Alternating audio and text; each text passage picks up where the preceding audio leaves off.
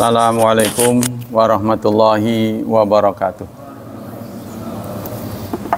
Innal hamdalillah nahmaduhu wa nasta'inuhu wa nastaghfiruh wa na'udzu billahi min syururi anfusina wa min sayyiati a'malina.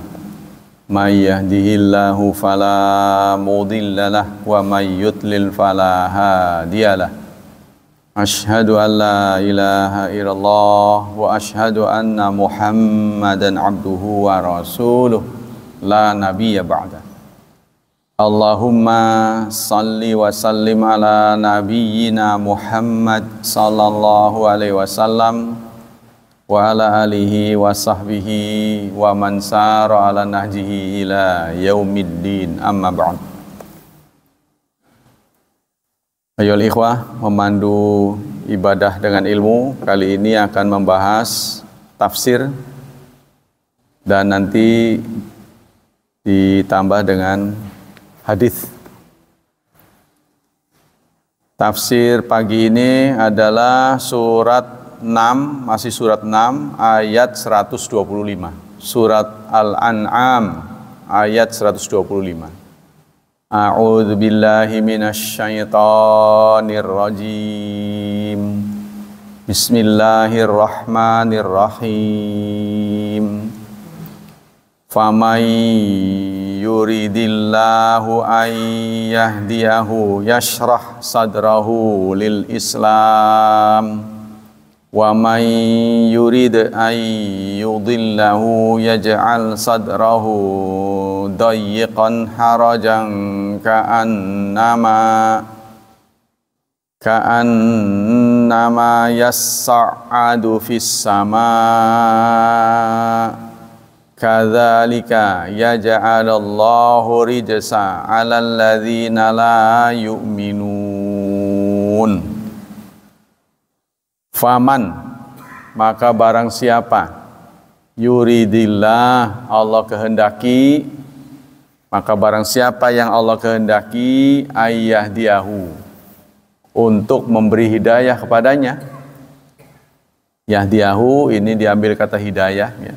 Nanti bentuk perintahnya itu adalah yang sering kita ucapkan, ihdinas siratal mustaqim ya. Beri kami hidayah. Barang siapa yang Allah kehendaki untuk memberi hidayah kepadanya, yashrah sadrahu, maka Allah akan lapangkan dadanya lil Islam, untuk menerima Islam. Wa may yurid, barang siapa yang ia kehendaki ayyudillahu, untuk disesatkannya, untuk menyesatkannya, yaj'al sadrahu, maka dia akan menjadikan dadanya dayyiqan, sempit ya. Harajan, sesek, ka'annama yas'adu fis sama, seakan-akan dia naik ke langit. Kadzalika, demikianlah, ya ja'alallah, Allah menjadikan keburukan, rijsa. Kata di sini kullu ma yasu'u, setiap yang buruk itu namanya rijs. Alal ladzina, atas orang-orang la yu'minun, yang tidak beriman. Ya, itu tafsir terjemah sepintas gitu. Pendapat-pendapat ulama tafsir tentang ayat ini. Tabari mengatakan ayat ini adalah penjelasan yang sangat terang bagi mereka, bagi orang yang wuffiqa li fahmiha, yang diberi taufik untuk memahaminya.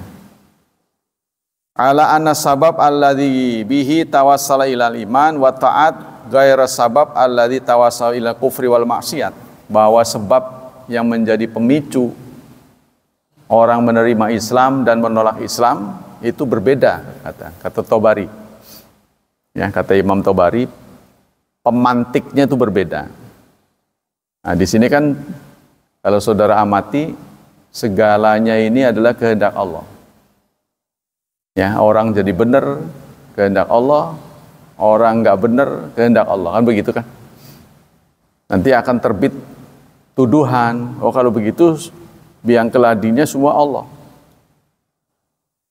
Ya, jadi saya jahat, saya baik juga Allah. Gitu. Kan begitu. Lihat ayat ini. Barang siapa yang Allah kehendaki mendapat hidayahnya, ya, maka Allah akan lapangkan dadanya. Yang positif kan? Yang negatif, barang siapa yang Allah kehendaki menyesatkannya, maka dadanya dibuat sesek. Kan berarti Allah juga. Kata At-Tabari, penyebabnya berbeda. Ghaira sabab alladzi tawassal bil kufri wal maksiat wa anna kulla sababain min indillah. Tapi semuanya dari Allah. Karena manhaj salafus salih ya, meyakini semua yang terjadi di dunia ini, baik buruk, gelap terang, ya, enak nggak enak, nyaman nggak nyaman, semua dari Allah. Semua yang terjadi. Cuma yang terjadi itu ada yang diridhoi, ada yang tidak. Ya kan kita kan setelah Islam kita dikenalkan baik buruk, halal haram, baik buruk, terang gelap gitu kan. Itu dijelaskan begitu kan, kafir tidak kafir kan gitu. Nah, semua yang ada yang terjadi di dunia ini itu seizin Allah. Tapi izin Allah ini ada dua, ada yang biridha, yang diridhoi, ada yang bighairi ridha, tidak diridhoi. Nah, maka kita dengan memahami begitu, karena sudah terjadi, kalau nggak nyaman di kita, ya, maka kita harus bersabar. Sebab itu sudah seizin Allah. Nah, sebelum terjadi, kita diminta untuk ikhtiar. Ikhtiar itu memilih. Memilih. Memilih ini kan tergantung kecerdasan pemilih kan. Memilih tuh, ya. Baik, buruk. Gak semua orang sama. Memilih yang baik, memilih yang buruk. Nah ini butuh kecerdasan, butuh wawasan, butuh pengalaman. Ya, semakin orang pengalamannya semakin banyak, maka pilihannya semakin tepat.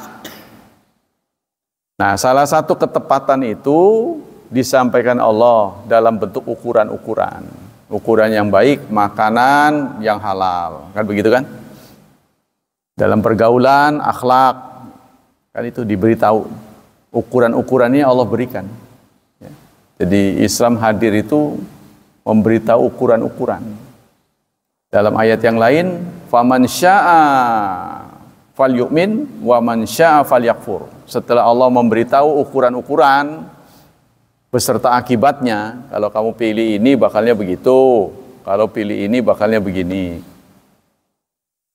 Lalu kita diminta Allah untuk milih. Silahkan. Barang siapa yang beriman, barang siapa yang berkehendak, yang mau beriman silahkan beriman. Yang mau kafir silahkan kafir. Yang beriman akibatnya begini, yang kafir akibatnya begini. Jadi orang itu memilih, ya, artinya menentukan berdasarkan pilihannya. Inilah yang berbeda antara kita dengan hewan. Hewan nggak bisa milih. Hewan nggak bisa milih. Ini yang Allah sampaikan dalam surat 33 ayat 72. Inna aradnal amanah.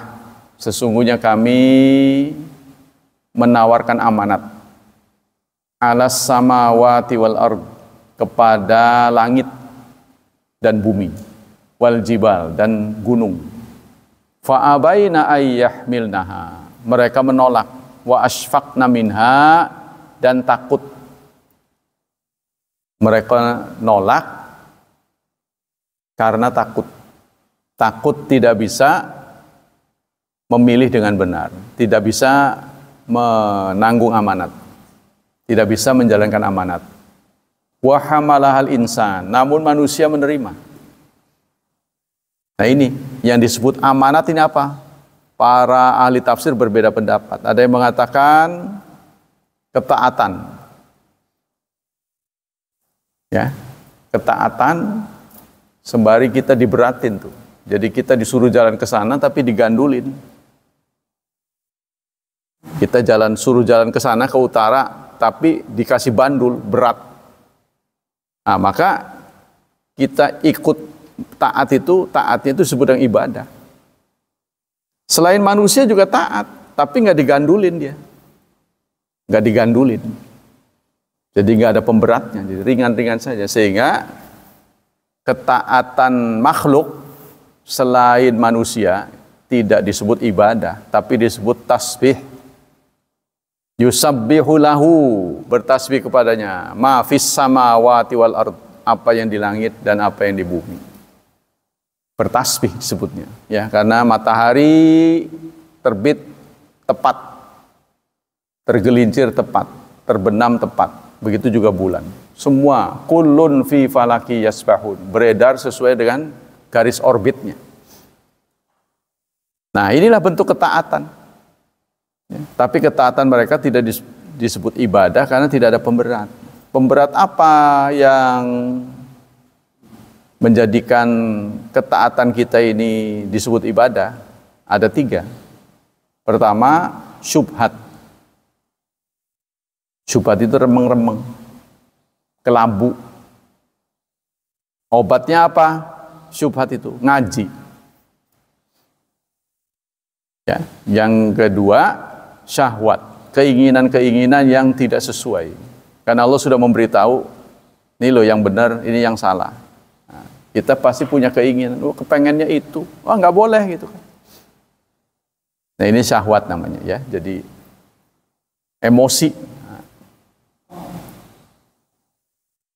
Apa obat dari syahwat? Sabar.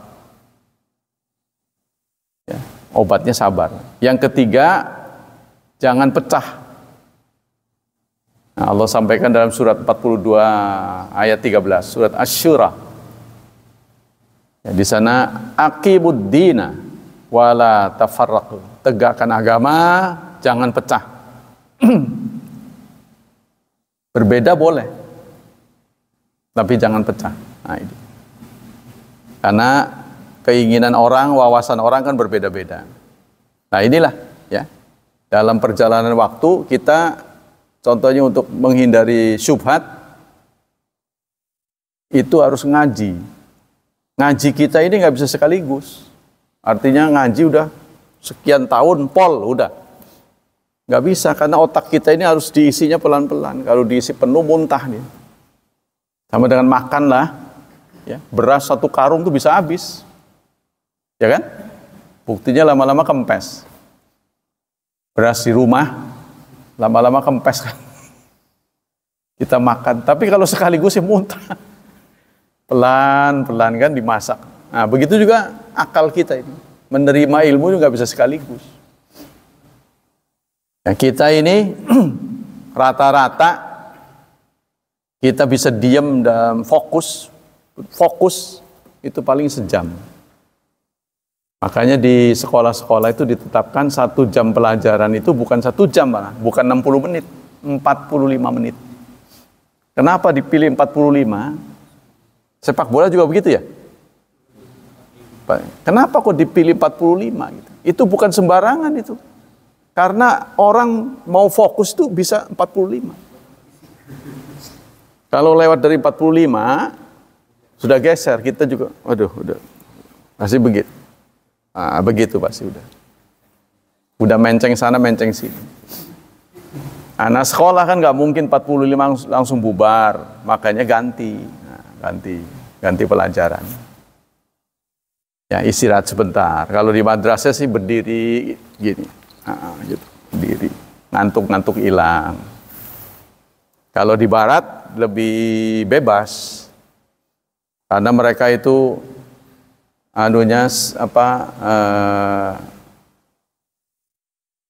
pedomannya time is money, waktu itu uang, sehingga dikejar-kejar waktu tuh, kuliah itu. Makanya timbullah gagasan, kalau kita terus dihabiskan waktu kita untuk belajar, nanti gimana makan minum kita? Makanya boleh makan minum sana. Sekolah itu boleh makan minum, yang penting jangan mengganggu, karena waktunya mepet gitu. Ya, begitu nggak ada istirahat singkatnya. Jam sekian sampai jam sekian. Kalau kita kan istirahat jam berapa? Teng, makan. Karena nggak ada. Nah, di sana lalu digagaslah makanan yang bisa memenuhi tubuh kita. Maka disebut itu apa itu? Apa itu yang roti terus ada dagingnya apa? Hamburger. Nah, cuma hamnya itu babi artinya. Maka dikatakan beef burger. Nah, burger itu sebenarnya isinya 4 sehat 5 sempurna. Tinggal minumnya aja. Jadi dalam burger itu 4 sehat 5 sempurna. Jadi ada karbohidratnya, roti, sayur ada, daging ada, buah ada juga, tomat. Nah itu lengkap jadi. Dan bisa dibawa. Kalau nasi kan ublarakan kelasnya. Kalau dia kan ringan. Itu gagasan awalnya.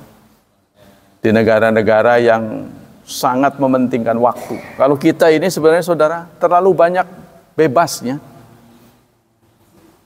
Kenapa terlalu banyak bebasnya? Memang orang pinter ini ditahan-tahan.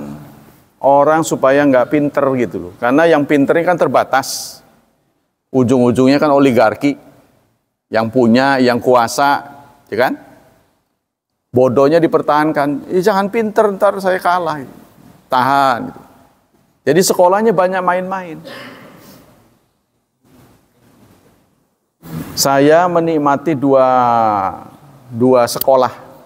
Sekolah dua-duanya agama Islam dan Katolik. Saya masuk asrama Katolik juga, pesantren. Di sana itu gurunya ramah. Sementara orang Islam gurunya merengut-merengut aja gitu. Dugaan saya sih kayaknya bulanannya kurang. Jadi kalau murid salah itu sampai ini punggung sampai geblok gitu.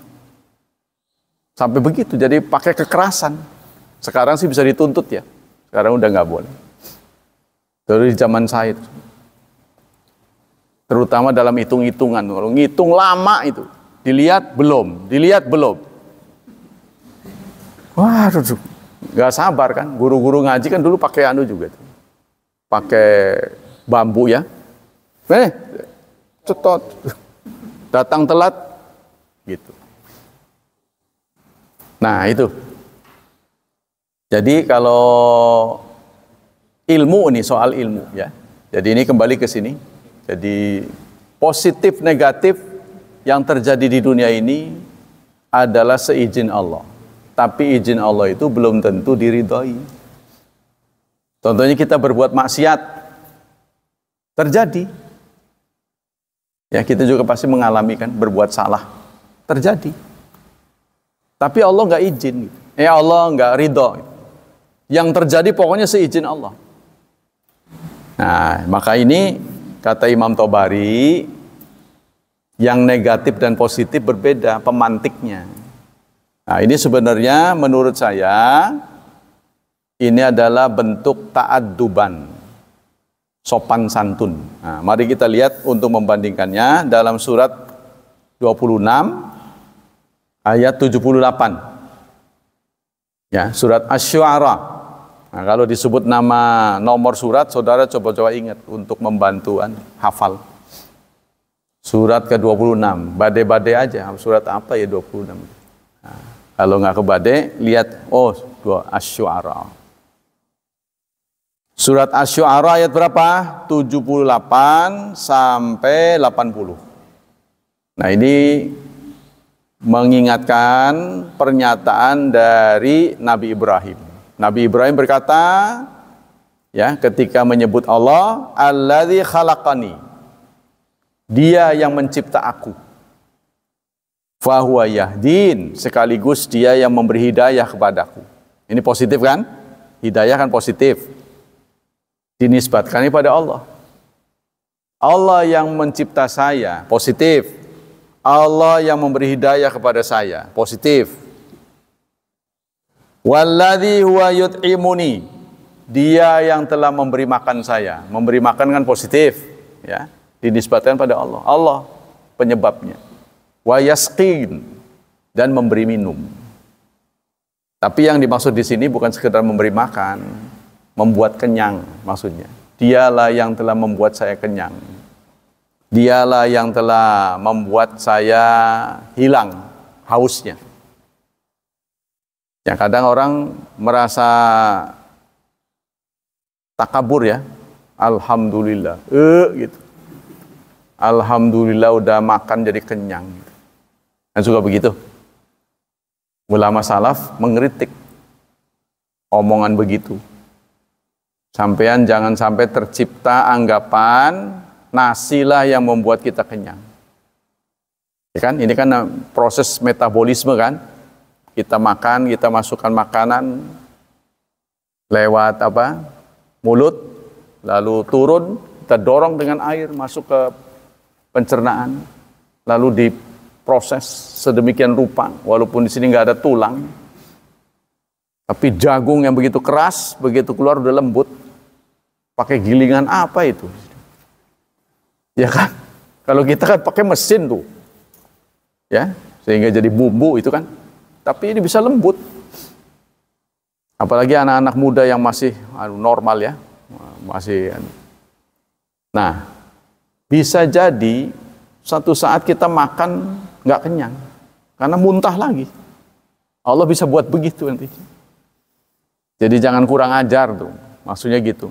Nah, ini salah satu bentuk ungkapan dari Nabi Ibrahim, sikap sopan pada Allah. Apa sopannya? Yang bagus dinisbatkannya pada Allah, penyebabnya Allah. Tapi yang jelek pada diri dia sendiri. Makanya kan suka ada khotib ngomong, ya, kalau kebenaran yang aku sampaikan dari Allah, sementara kesalahan yang aku sampaikan dari diriku sendiri, aku mohon ampunan pada Allah. Kan begitu kan? Padahal baik buruk yang ada terjadi di dunia ini seizin Allah, tapi belum tentu diridhoi. Nah, ini satu bentuk sopan santun. Nah, selanjutnya Nabi Ibrahim mengatakan, wa idza maridtu. Wa idza maridtu. Sakit kan nggak enak. Ya, sakit kan nggak nyaman. Dia nisbatkan pada diri sendiri, apabila aku sakit. Beliau tidak mengatakan apabila Allah menyakitkan aku. Ya, apabila Allah yang membuat aku sakit. Nah, beliau nggak ngomong begitu. Apabila aku sakit, fahuwa yashfin, maka dia yang menyembuhkan. Nah, ini saudara, kita harus betul-betul betul-betul pas. Ya, contohnya dalam surat Al-Fatihah yang sering kita baca, iyyaka na'budu wa iyyaka nasta'in. Hanya kepadamu kami mohon beribadat, hanya kepadamu kami mohon pertolongan. Hanya kepadamu, ini kan artinya tidak yang lain kan? Hanya kepadamu kami beribadat. Berarti ibadatnya jangan yang lain, benar. Hanya kepadamu kami mohon pertolongan. Tuh. Apa berarti minta tolong pada selain Allah nggak boleh? Bukankah kita tolong sih? Tolong sih. Tolong si Pak Mul ambilkan itu. Kan dia suka begitu. Ya kan? Tolong pegangin. Kan begitu. Nah, berarti nggak boleh. Kan di situ ada. Hanya kepadamu kami mohon pertolongan. Nah, ini apa maksudnya? Di ayat yang lain kan ada. Wa ta'awanu 'alal birri wat taqwa. Tolong menolonglah di atas kebaikan dan takwa. Wala ta'awanu 'alal itsmi wal udwan. Jangan dosa dan permusuhan. Nah, minta tolong tuh kan dianjurkan di situ, tolong menolong. Lalu apa bedanya dengan ini? Dengan yang kita suka baca dalam suratul Fatihah, hanya kepadamu kami mohon pertolongan. Nah, mohon pertolongan yang dimaksud sesuatu yang masuk kategori gaib. Contohnya ketika kita sakit, ya, minta obat jangan kepada Allah, pada dokter, apotek, pada ahlinya. Itu. Lalu yang kita minta pada Allah apa? Kesembuhan. Makanya kan Allah masyfi, ya kan? Hadisnya itu, ya Allah sembuhkan saya. Bukan berikan obat. Rasulullah menyampaikan, apabila kamu sakit fatadawu, berobatlah, fa inna likulli da'in dawa. Setiap penyakit ada obatnya. Nah, minta obat boleh, tapi kesembuhan dari Allah. Jadi maksudnya begini, kalau kita datang kepada dokter lalu Pak dokter sembuhkan saya, itu sudah melanggar, itu melanggar akidah. Ya, dokter nggak bisa nyembuhin. Apa tugas dokter? Dia hanya trial and error. Jadi dia sekolah ini menimba pengalaman dari seniornya. Kalau sakit ini obatnya ini. Gitu. Tapi yang memberikan daya sembuh siapa? Allah, bukan dia. Ya, kalau lagi pilek obatnya ini, batuk ini, itu jadi hafalan si dokter tuh harus tinggi. Jadi ujung-ujungnya hafalan juga. Nah, itu kita kembali sini. Jadi kata Imam Tabari, pemantik penyebab orang berbuat dosa dengan orang menjalankan amalan pahala, itu sebabnya berbeda. Sebab kalau kita tidak meyakini berbeda, berarti akan tumbuh keyakinan semuanya ini gara-garanya Allah. Ya, nanti ketika kita gagal, wah Allah, kenapa saya bisa begitu? Ya, ini satu bentuk sikap yang tidak sopan.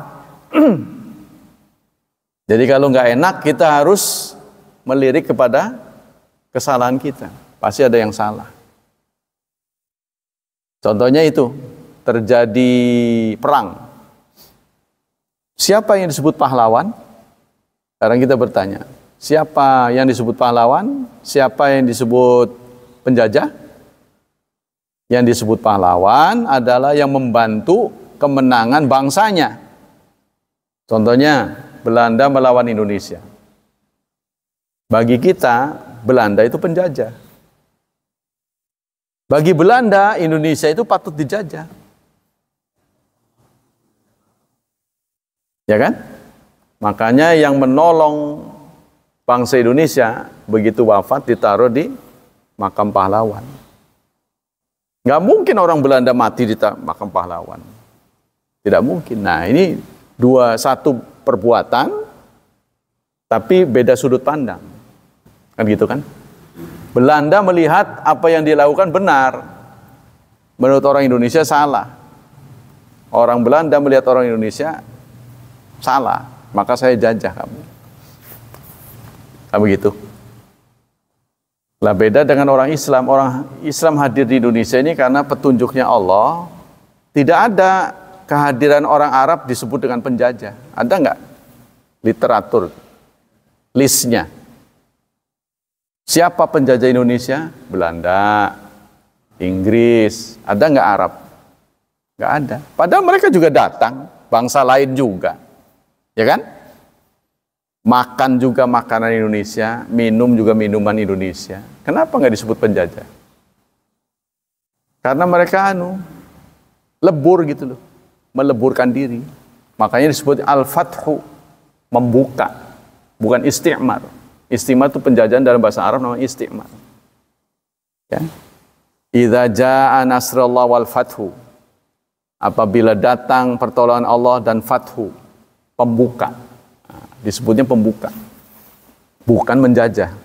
Jadi perluasan wilayah. Ya. Sebab begitu mereka bersyahadat, udah hilang permusuhannya. Kalau Indonesia kan enggak. Sudah bertukar agama, tetap aja. Ya. Artinya Belanda pada bangsa-bangsa lain ke Indonesia. Walaupun sudah bertukar agama, kan banyak yang bertukar menjadi agama mereka. Ya tetap aja. Nah, kita lanjutkan. Walau kana zalika kadzai wajaba ayakuna Allah qad kana syaraha sadra Abi Jahlin. Sebab kalau begitu berarti Allah punya kemampuan ya untuk melapangkan dadanya Abu Jahal untuk menerima iman. Kenapa itu tidak dilakukan? Hanya Allah yang bisa jawab. Kenapa musuh-musuh, kenapa Abu Jahal harus menjadi musuh Rasulullah? Ada lagi, kenapa orang-orang yang kelasnya rendah justru menjadi penolong Rasulullah? Orang-orang yang militan, berkelas, kenapa justru menjadi musuh Rasulullah? Kenapa? Nah, kenapa ini hanya bisa dijawab oleh Allah sendiri. Karena Allah lah penentu segalanya. Nah, kan gitu kan? Kenapa penghuni surga muka-mukanya begini?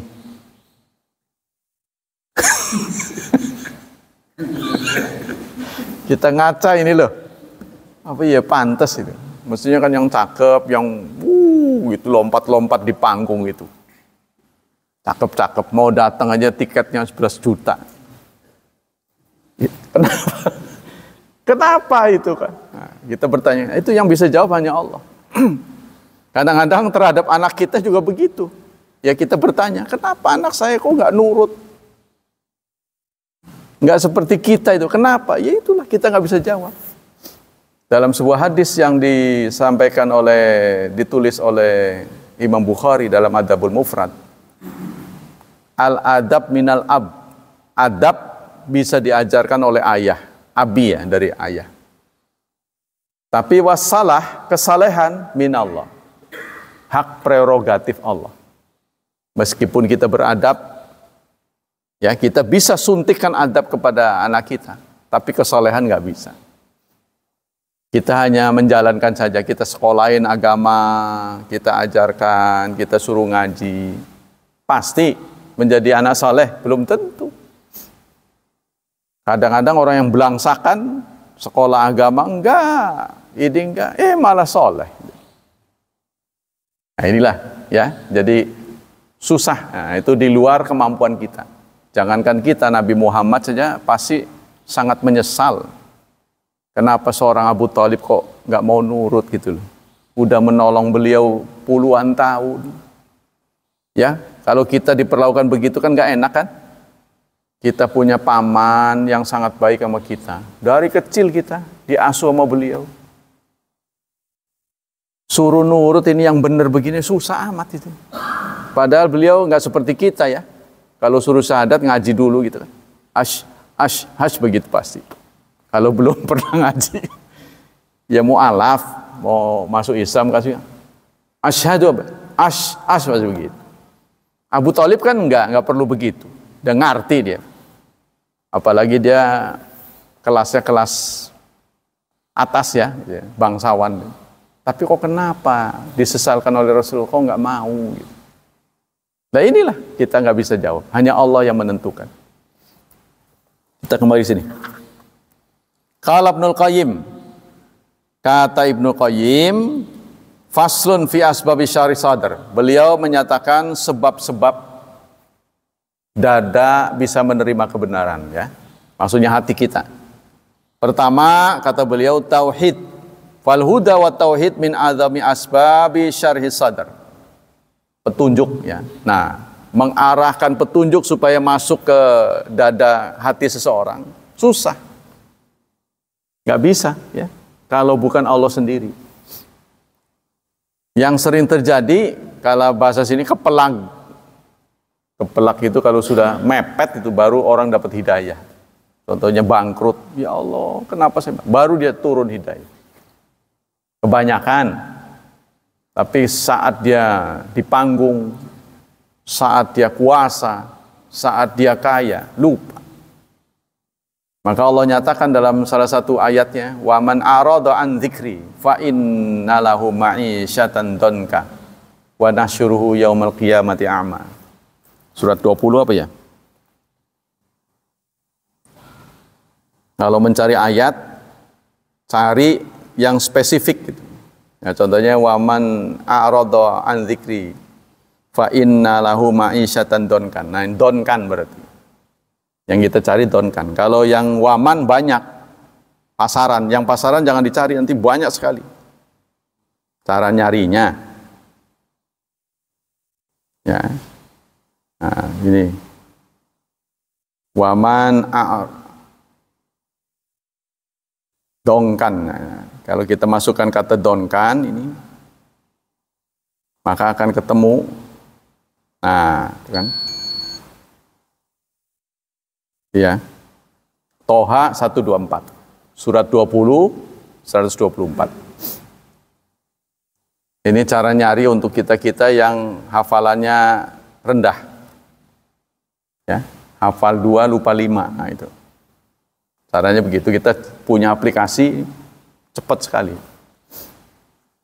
Kalau kita mau nyari, cari lafaz yang dalam redaksinya itu jarang disinggung di ayat yang lain, yang spesial. Nah, seperti di waman arada an dzikri fa innalahu ma'isyatan donkan.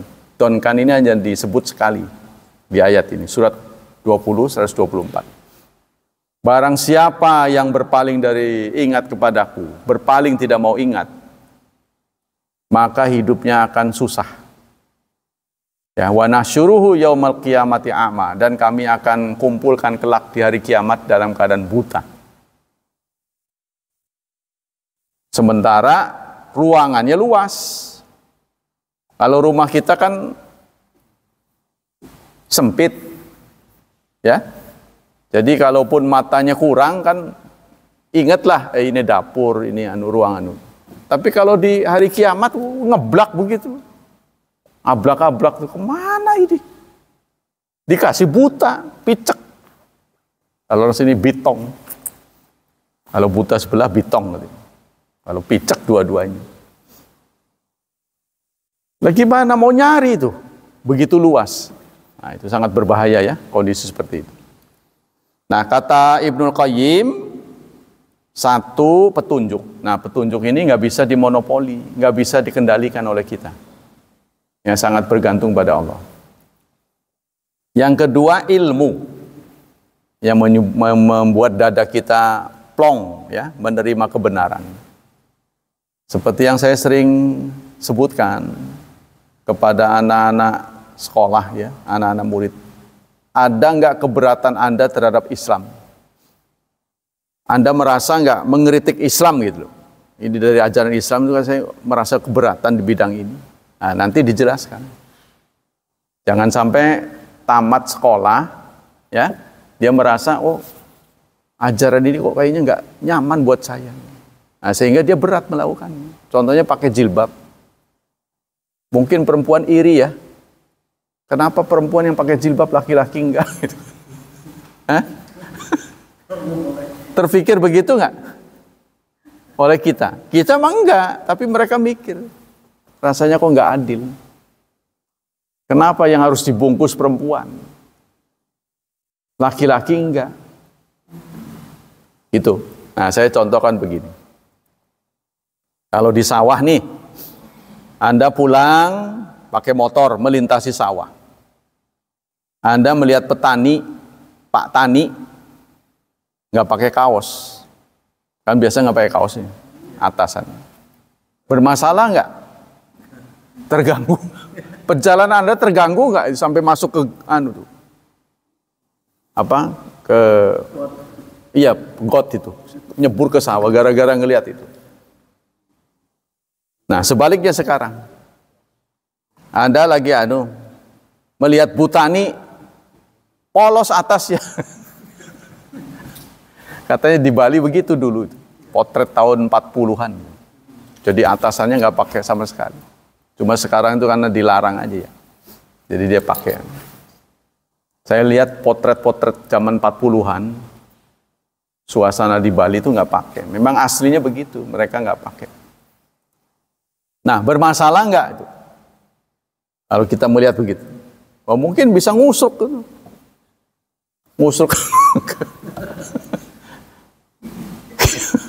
ya kan? Sebaliknya sekarang, yang bawa motor perempuan, sesama jenis nggak ada masalah. Kalau beda jenis gimana? Ada petani nggak masalah dia. Itu sebabnya laki-laki nggak perlu, karena tidak menarik. Jadi nggak ada ketertarikan. Itu. Makanya dalam Quran sebut zuyyina linnas hubbus syahawat minan nisa. Disebutnya minan nisa, bukan rijal. Jadi hiasan-hiasan syahwat itu antara lain pemantik syahwat nisa, perempuan. Tuh. Ya, itu yang menjadi penyebab. Makanya pakai jilbab. Saya juga heran ada kecenderungan gitu. Kecenderungan kalau perempuan ngumpul demennya pakai seragam gitu. Heran sih. Di mana-mana. Hah? Iya. Itu di mana-mana itu, bukan sini aja. Tapi kita kan nggak ada. Yuk pakai seragam, nggak ada kan? Maksudnya di antara kita ini ada yang usul sih pakai seragam sih. Artinya nggak demen gitu kita. Tapi kalau perempuan tuh pertama yang dibahas itu seragam di mana-mana. Gitu. Jadi itu dia minta apa itu karena minoritas ya. Jadi dengan kata lain ini suatu bentuk protes itu. Mereka itu eksis, nih saya ada gitu kan. Apa begitu ya maksudnya? Karena mereka selalu di dalam rumah gitu. Katanya kasur, dapur, sumur katanya. Kalau situ mah bolak-balik kantor, boleh ada pemandangan katanya. Saben hari. Nah, kita lanjutkan. Yang kedua ilmu. Ilmulah yang menyinari kita sadar dari salah menjadi benar. Tapi bertahap, nggak bisa sekaligus. Ya. Ini kita ngaji aja terus-terusan ini, nggak selesai-selesai. Jangan harapkan selesai, karena ilmu Islam itu sangat luas. Seperti yang Allah sampaikan dalam surat Al-Kahfi. Lau kanal bahru midadal li kalimati rabbi lanafidal bahru. Seandainya lautan dibuat tinta untuk menyelesaikan kitab-kitab ini, maka laut itu akan asat. Qabla an tanfada kalimatu rabbi. Sebelum ajaran Allah ini selesai. Jadi kalau sampai laut itu jadi tinta, ya, maka sebelum selesai nih yang dibahas, air laut sudah kering. Nggak mampu. Jadi kitab itu banyak sekali. Tapi yang aneh itu ada orang-orang yang dalam pengajian itu nggak menyampaikan kitab gitu. Padahal banyak aja nggak selesai-selesai gitu loh maksudnya. Yang sering aja nggak selesai-selesai, apalagi yang jarang. Nah inilah yang terjadi di masyarakat ini, tidak ada persatuan.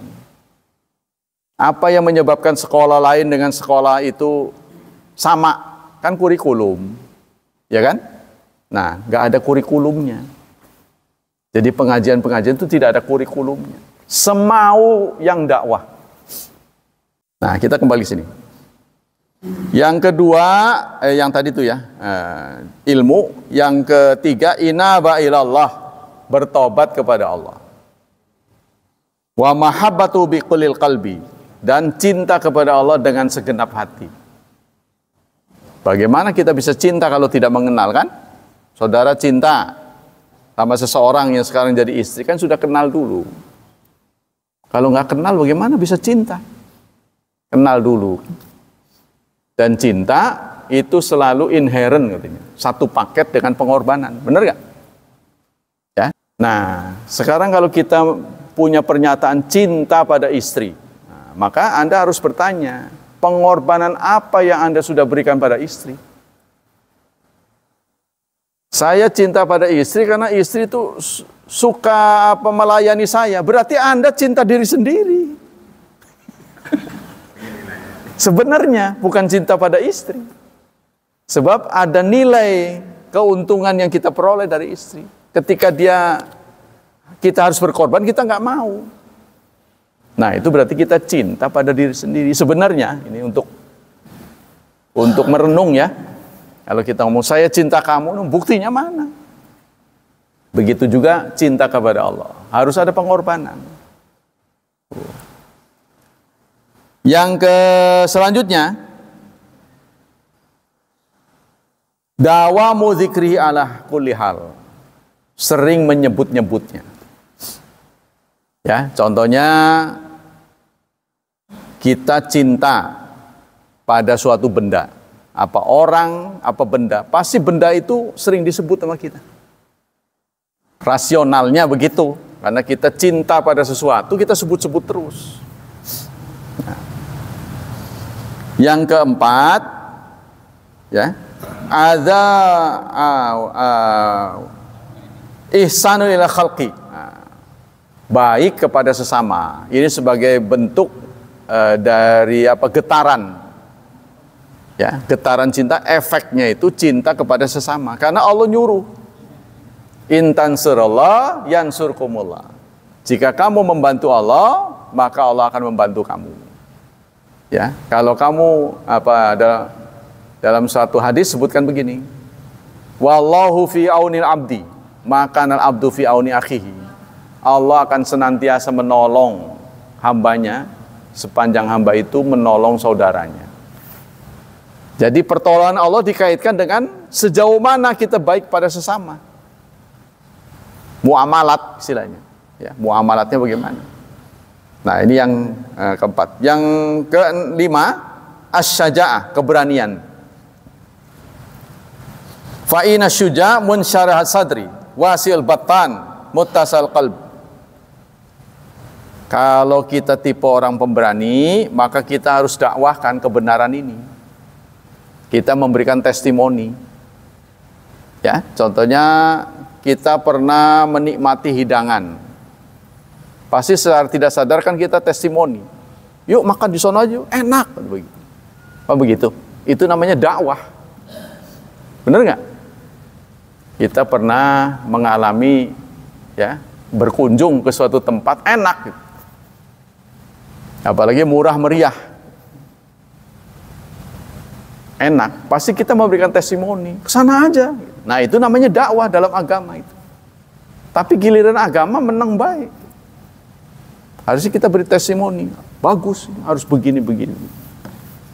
Nah, itulah makna dari yang ditangkap dari watawasau bil haq dalam suratul Asr, ya, bahwa semua orang rugi kecuali kalau dia menepati 4 hal. Pertama, beriman. Yang kedua, beramal saleh. Yang ketiga, mendakwahkan. Nah, setelah disampaikan pada orang lain kan ada respon tuh. Ngomong ngerti agama enggak? Itu sabar. Ya kan? Kita lontarkan kan dia umpannya itu kan narik dia. Oh, kita malah ketarik. Sabar. Kurang ilmu ya enggak apa-apa, kita yang penting pahala. Ya, semakin dapat tantangan responnya itu galak, ya, mental gitu kan, nah, gitu sampai mental begini. Nah, itu pahalanya semakin besar. Nah, itu sudah kita lakukan belum? Kalau tidak, nanti kita rugi. Allah sudah wal asri innal insana fi khusrin. Semua manusia dalam kerugian. Kecuali kalau menepati 4 hal itu. Kata ahli tafsir mengatakan 5 ditambah 1. Mana? Antara iman dan beramal soleh ada ilmu. Ada ilmu. Kan namanya amal itu kan bekerja. Ya. Tidur pun kata kerja kan? Tidur juga amal kan? Tapi di situ sebut amal soleh. Jadi amal soleh, bukan sembarang amal. Nah, untuk bisa menjalankan amal pekerjaan yang soleh, harus ada ilmunya. Nah, maka ada yang mengatakan kalau kita nggak mau rugi harus jalankan 5. 1, beriman. Yang kedua, berilmu. Yang ketiga, beramal soleh tapi. Yang keempat, sabar. Yang keempat, dakwah. Yang kelima, sabar. Maka insya Allah kita tidak akan rugi. Wallahu a'lam. Kita ganti materi.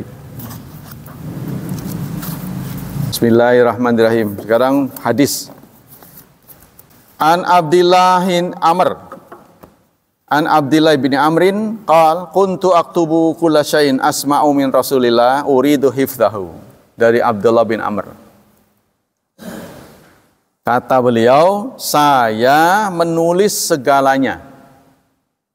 Ya, yang aku dengar dari Rasulullah. Jadi transfer ilmu di zaman Rasulullah itu masih mengandalkan pendengaran, penglihatan. Namanya dengar, namanya lihat, nggak seragam, ya kan?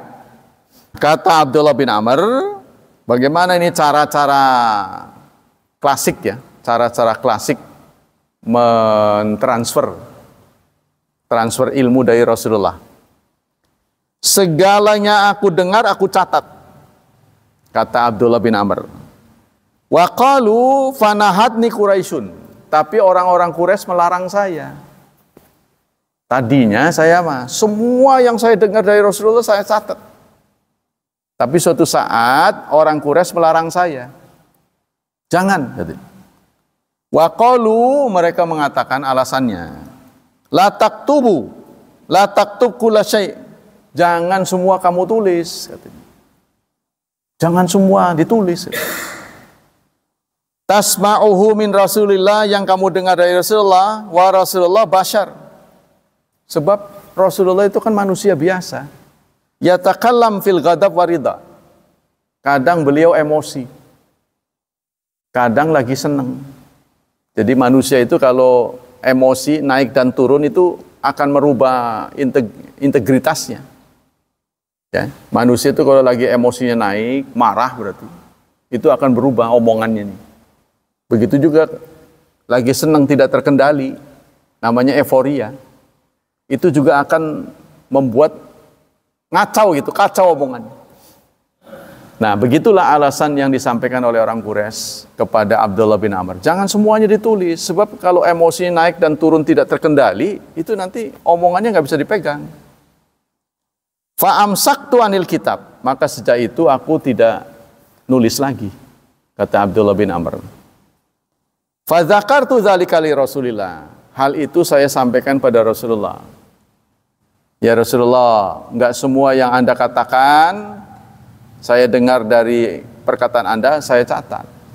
Karena Anda kan manusia. Jadi kalau lagi marah enggak tak catat. Lagi senang berlebihan juga saya enggak catat. Takutnya ini dijadikan standar nantinya. Faqal fa'auma ila bi usbuhi ila fihi. Lalu Rasulullah memberi isyarat pada mulutnya. Catat. Uktub, catat. Maksudnya catat yang semua keluar dari mulut saya. Fawalladhi nafsi biadi, maka demi zat yang diriku ada di tangannya, ma yakhruju minhu illa haq. Tidak ada yang keluar dari ini, dia bilang, menulis dari ini, kecuali kebenaran. Nah ini mah Rasul, ya, karena Rasul ini terjamin kan. Jadi kalaupun ada kesalahan, nanti ditegur oleh Allah. Nah, bedanya kita itu salah ngusruk ke God. Nah, bedanya di situ. Innama ana basyarun mislukum. Aku ini sama dengan kalian, manusia juga. Yuha ilayya. Cuma bedanya aku mendapat wahyu. Di mana letaknya? Ya beliau bisa salah, bisa benar. Tapi saat salah, ditegur oleh Allah. Nah kalau kita kan nggak ada yang negor sampai ngusruk. Wah ya salah. Nah, kita merenung baru salah, baru tahu kan? Ya contohnya saat Rasulullah menerima tamu agung dari orang-orang Quraisy, sementara ada Ibnu Ummi Maktum datang, orang buta yang pengen ngaji. Tapi Rasulullah prioritaskan tamu, karena ini udah biasa datang maksudnya ya, udah nanti lagi dah ya. Nah, gitu kan. Ini perbuatan ini dikritik oleh Allah, sehingga turun surat Abasa. Abasa wa tawalla, anjahul a'ma. Nah, itu dikritik. Begitu juga ketika Rasulullah menempatkan pasukan. Sehingga seorang sahabat bertanya, "Ya Rasulullah, penempatan kami di sini ini menurut Anda atau menurut Allah? Ini berdasarkan wahyu atau menurut ijtihad Anda?" "Oh, ini menurut pendapat saya." "Kalau ini menurut pendapat Anda kan boleh bisa ditawar lah gitu, bisa dinego. Jangan di sini. Bagusnya ini." "Emang kenapa?" "Sumur aja sana, sumur. Sebab orang perang nanti haus bagaimana?" Ya kan? Maksudnya kalau sampai nanti dikuasai mereka, lah kita kehilangan akses air nantinya. "Oh begitu ya?" Pindah ke sana, menang akhirnya. Benar. Yang terjadi adalah musuh haus, nggak bisa minum dia karena udah dikuasai umat Islam, dijaga sumur-sumur. Syukurin. Kan namanya orang macul apa segala kan sementara tidak ada energi yang lebih besar daripada perang. Karena perang itu harus fokus telinganya, matanya gitu kan, kresek-kresek, sudah begitu kan. Makanya kadang-kadang salah tikam. Jangan ngomong kamu tuh kan. Nah, ya kena kan. Makanya ada sandi-sandi, itulah sebabnya kenapa sepak bola itu beda seragam. Kalau enggak nanti dioper ke musuh bolanya. Keliru kali mah. Nah, makanya ada seragam. Kan gitu kan? Nah, maka kata Rasulullah, sabda Rasulullah, catat. Nah, demi zat yang aku ada di tangannya, tidak ada yang keluar dari ini, dari mulut dia sebut memberi isyarat kecuali benar. Jadi singkatnya, Rasulullah memang bashar, manusia biasa, bisa marah, bisa senang, ya. Tapi meskipun marah, yang keluar dari mulutnya tetap benar. Ya, kata sabda Rasulullah, hadis ini sahih dirawikan oleh Abu Dawud dari Musaddad dan Abu Bakar bin Syaibah. Nah, inilah cara-cara yang Rasulullah wariskan ya. Jadi Rasulullah mendapati murid-murid beliau, sahabat-sahabat beliau pada awalnya nggak bisa tulis baca. Maka waktu perang pertama, perang Badar, kan ada tawanan tuh. Orang-orang kafir kan ditawan. Salah satu cara pembebasan mereka adalah mengajari baca tulis 1 orang 10. Mau bebas, duit nggak ada, ini nggak ada. Ya udah, jadi guru. Muridnya 10, 1 orang 10. Jadi dia harus targetnya apa? Sampai bisa tulis baca baru bebas. 10 orang, 1 orang 10 orang. Nah itu membuktikan bahwa murid-murid Rasulullah pada awalnya banyak yang nggak ngerti tulis baca. La naktub. Kami nggak bisa nulis, nggak bisa ngitung. Nah bayangkan dalam tempo 23 tahun memimpin dunia. Indonesia lebih-lebih lagi. Udah 70 tahun nggak mimpin-mimpin. Kita dulu zaman Pak Harto memimpin ASEAN, ya kan? Ditakuti. Nah itu mudah-mudahan bisa kembali lagi lah. Bagaimana caranya? Sebab sumber daya alam ini semakin tergerus habis. Kalau nggak cepat di atas sih, habis ini. Kering. Nah kita udah tahu kan, kita beralih dari minyak tanah ke gas. Gas sekarang ke listrik. Kalau kita fokus ke listrik, saudara, ya saudara alamilah. Kalau mati listrik, segalanya berhenti. Demikianlah, kalau tidak ada penanya, kita cukupkan sekian dulu. Semoga kajian kita membawa berkah dan mendapatkan pahala yang berlipat. Semoga Allah melindungi dan menyelamatkan kita dari wabah dan fitnah, dari syubhat dan syahwat, serta Allah berkenan memberikan anugerah masa depan yang cerah kepada putra-putri kita, senantiasa menyadarkan mereka menjadi generasi yang saleh dan salihat. Subhanakallah wa bihamdik, asyhadu an la ilaha illa anta astaghfiruka wa atubu ilaik. Wassalamualaikum warahmatullahi wabarakatuh.